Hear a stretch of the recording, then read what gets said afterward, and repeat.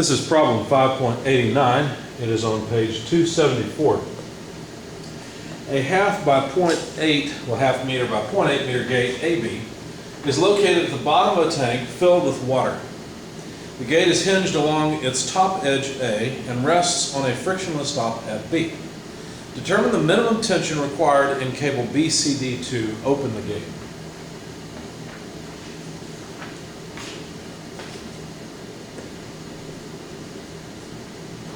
All right, so essentially the shape of the container is something like this with a stop, a door, and let me make the door a little bit bigger.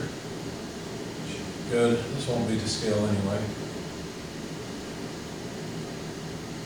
There's a pulley up at the top. The pulley, I shouldn't have made it that large. The pulley is basically considered to have no radius. Anyway, point B is down here, point A is here, and it's hinged there. And there's liquid water in this tank. And my dimensions aren't very good, but this is 0.45 meters, or my drawing's not to scale. The dimension should be okay. The length up to the pulley is 0.27 again, not a good scale at all. The horizontal spacing between A and B is 0.64 meters, and the vertical spacing between A and B is 0.48 meters. More like 4. And the area, so if we were to look at this door, apparently, if we looked at it from the top, something like this. I guess we wouldn't see it like that, but we would see it like this. Line A is here and line B is here. And if you use Pythagorean's theorem, what you'll find is that the length is the 0.8 meter dimension. So that means that the into the board, the depth is the half meter dimension. So all in all, what we're really trying to say here is that the area of this door is 0.8 times 0.5, and that is 0.4 square meters. That's all we really need this for. We don't need the picture of the door anymore. Okay. All right, so because of fluid statics, the pressure in a fluid increases as you move down within that fluid. So there's a distribution, something like this, where the pressure increases linearly. Of course, we're just talking about the pressure above and beyond atmospheric pressure. You still have atmospheric pressure at the surface, but the pressure due to the water, the weight of the water, is just increasing linearly, and it does so all the way down. The shape of the container doesn't make any difference in terms of the amount of pressure.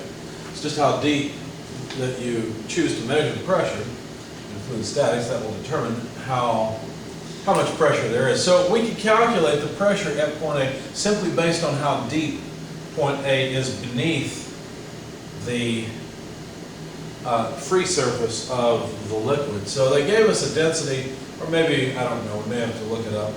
Doesn't matter. Density of water is about 1,000 kilograms per cubic meter at normal conditions. Varies a little bit with temperature, but it's good enough.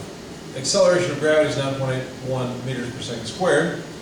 And that's because we're in metric units. And then the depth to the free surface, or from the free surface to A, is 0.45 meters. So we can calculate the pressure right here at point A. That comes out to 4,414.5 newtons per meter squared. We can do the same thing at B, rho g h b. It's just a different height. And I won't write it all out. Rho and g are the same. The height to B would be 0.45 plus 0.48. Well, maybe I should write it out. 1,000 kilograms per cubic meter, 9.81 meters per second squared, and 0.45 plus 0.48 meters. Now let's check the units. A kilogram meter per second squared, that is a newton. So we have, let's see, newtons per meter cubed times meters, so that's newtons per square meter, which is what we had here. So that makes sense, and this pressure is 9,123.3 newtons per square meter. Not surprisingly, it is higher, because point B is deeper in the water than point A. Now, I don't really care about the fact that this gate is at an angle. As you move down in depth, the pressure will increase. In fact, the pressure will increase linearly, and pressure is something that acts perpendicular to the surface, or normal to the surface. So I could take that gate and just draw it horizontally, point A on the right, point B on the left, and the distribution of pressure from the water would look something like this. We'd have whatever the pressure at A is, at A, and whatever the pressure at B is. Well, we've got those numbers, and there would be a linear change in the pressure moving from A to B, increasing from A to B or decreasing from B to A. And just like considering a beam with a distributed load on it, we could consider this the same. We could think of it the same way. Basically, this would consist of a couple of different parts. We could break it up, think about it this way. We could break it up into two parts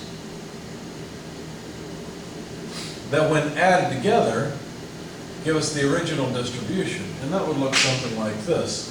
I chose to break it up, and you can do it many different ways, but I chose to break it up into a rectangle where the pressure all has the pressure at A across the board. And then another pressure distribution to account for the pressure above and beyond. So in other words, the pressure on this side, if we added the pressure at A, we'd get the pressure at B. So this must be the pressure at B minus the pressure at A. Of course, the only reason for doing this is because these are two shapes I know how to deal with easily. I can find the centroid of these two shapes very simply. Why would I care about the centroid? Well, because that's where the resultant acts through. So the resultant of the pressure distribution at A acts through the center of that distribution. So we'll call this, let's see, I called it R1. And the resultant, R2, for the triangular distribution would act at 1/3 of the length. So this would be what? 8/3, no, 0.8 meters over 3. And that's where that resultant would act. Now, how big are these resultants? Well, R1 we can calculate easily. We just need pressure times area, right?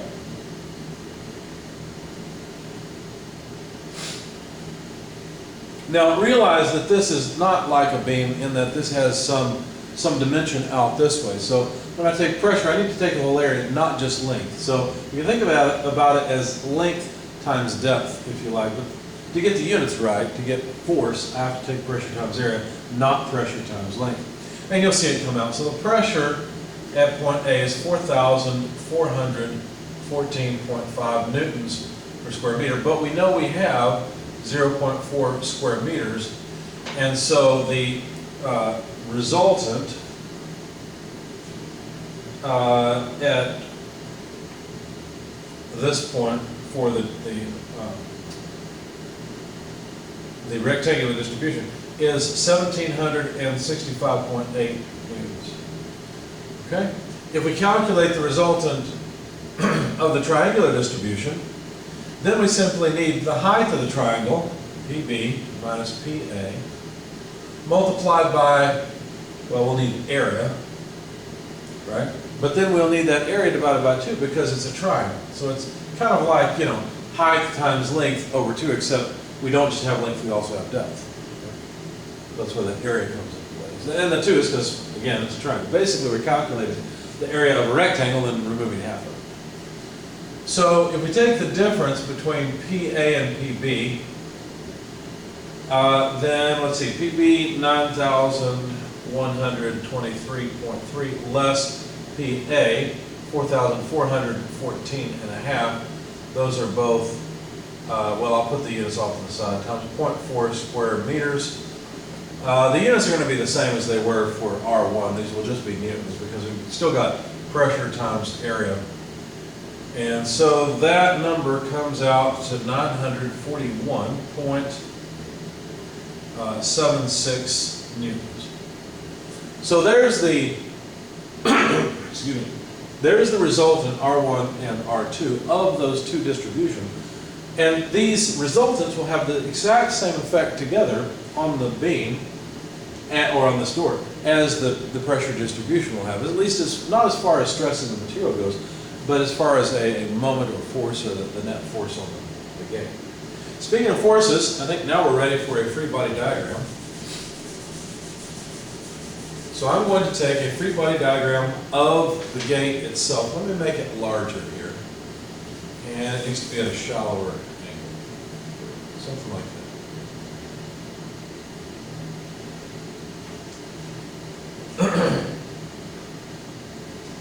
Now I'm going to use a rotated coordinate system. You'll see why here in just a moment, that aligns with this gate. So therefore there could be a x force at the pin, but I don't really care about that. And then R1, notice, and I realize I've got it backwards on my paper, that's why I made a mistake along the way. R1 acts at the center of the door, whereas R2 acts at 0.8 meters over 3. So the spacing over here, for example, would be, half of 0.8, so 0.4 meters. Okay. However, there's another force here of note, and that is the tension from the rope attached at point B. So what I decided to do is sum moments. Let me make a note that R1 is 1765.8 newtons, and that R2 is 941.76 newtons. No way, don't forget them. Need this space over here. I guess we don't need to keep the distribution breakdown either.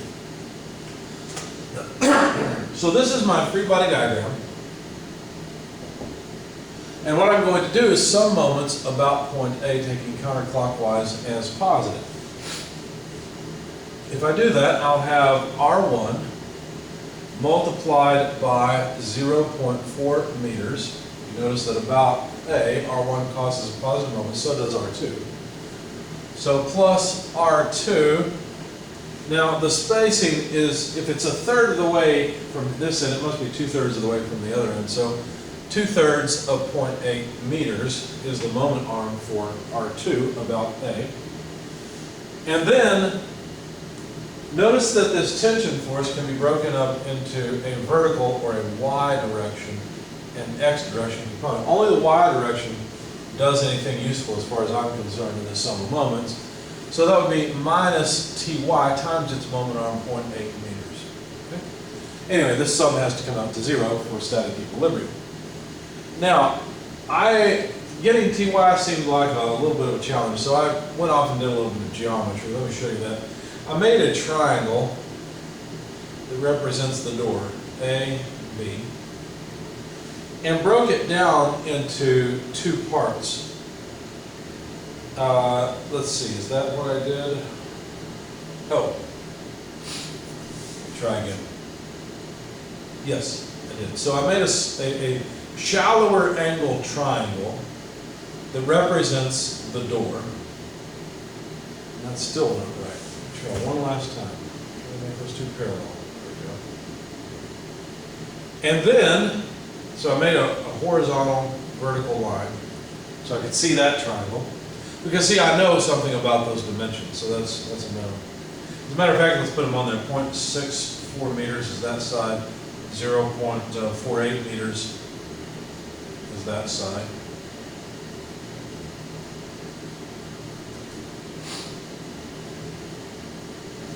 And then I decided, since that, I forgot to draw my rope here, but the rope's pulling that way with tension T. Just wrapped around that pulley. They call this point C up here. So what I decided to do was to make another triangle that represents the tension between points B and C, because that's the direction the rope's pulling, see? And what do we know about that? Well, we know that the rope continues by 0.5 plus 0.27 meters beyond. So if you add 0.27, 0.545, and 0.48, you get the spacing from B all the way up to C. And that spacing is 1.2 meters. Like I said, that's just the sum of these three dimensions. What that allows me to do then is use geometry to figure out a couple of angles. In particular, I really want the angle alpha between the gate and the tension T. But to get it, I will have to use the smaller triangle. I'll show that to you. Use this triangle to get beta. Then I will have to use the large triangle. Notice there's two right triangles here. In order to get theta. And when I take the difference between theta and beta, I will get alpha, which is what I need. Okay? So, theta is equal to the inverse tangent of 1.2 over 0.64 y. This is 1.2 high and 0.64 wide. That's the bigger triangle, so I'm getting theta out of this. And of course it's a tangent relationship because I'm taking y over x. And so that comes out to about 61.9275 degrees. And beta,